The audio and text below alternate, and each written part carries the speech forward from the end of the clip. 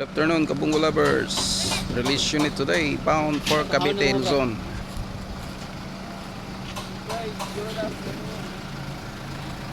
Bound for Cavite, hakutan ng nyug. Hakutan ng nyug. 4x4, single cab. Sakay namin sa barko ngayon, no? Via Trans-Asia.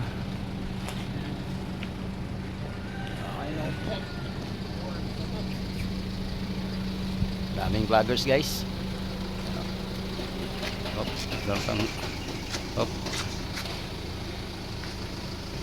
Okay. Sa ganitong setup, no, yung mga malaking nyugan dyan, no, ganitong setup. Okay. Ganda, guys. Bye, Kabungo lovers, sa muling upload video.